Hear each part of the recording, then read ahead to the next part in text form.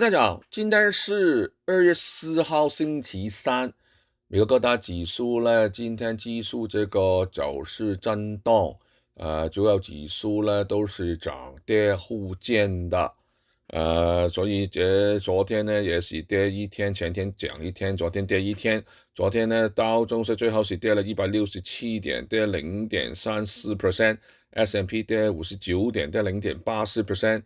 納斯達克科技股跌得比較多，跌337點，跌1.4%。然後沃斯杜道瓊小型股漲2點，漲8點，漲0.31%。來到今天呢，開盤2個小時，都說幾個指數呢就各有升跌，道瓊斯是還可以漲的，最好的時候呢是漲了409點。然後現在呢還可以漲了300多點，大概0.8%。四個指數裏邊的話呢，都是說震盪的格局。納斯達克科技股呢，今天都是比較落後的。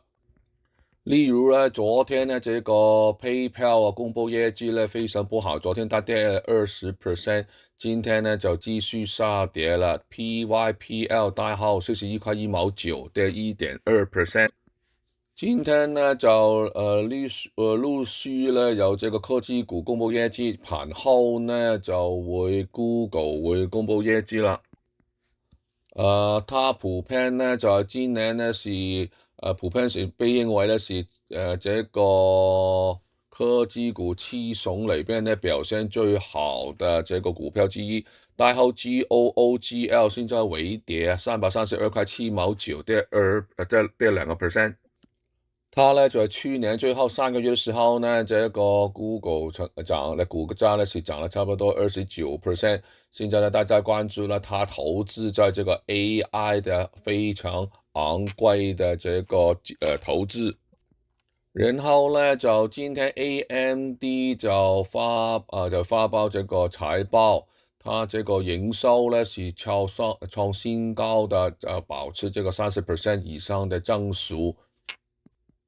但是呢，對於這個將來的指引呢，就是低過預期啊，所以今天投資者呢就不看好 AMD，代號 AMD 202塊2毛8，現在是跌了16%啊，所以呢，今天這些呢都拖累這個科技股 Nasdaq。然後呢，今天有這個就業數據出來，我們1月份的這個 ADP 新增的就業人數是報22000人，比預期的46000呢為低，也比先前的37000呢為低的。所以今天這個就業數據呢有點不是太好的。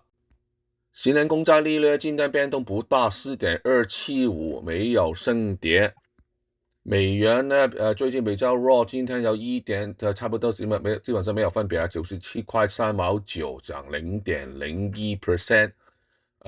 這個商品方面呢，就黃金、白銀大跌以後呢，連續第2天反彈，黃金呢就現在是報5081，漲2.7%，重新呢站到5000塊錢以上，白銀89塊8毛，漲5%，差不多今天呢碰到90塊錢。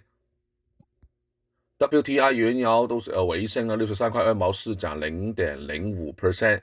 比特幣呢繼續波動啊，今天76546，跌2.3%。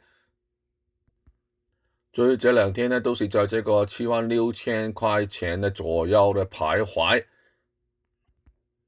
好啦，今天財經新聞是由華信投資顧問的 William 馮為你報道。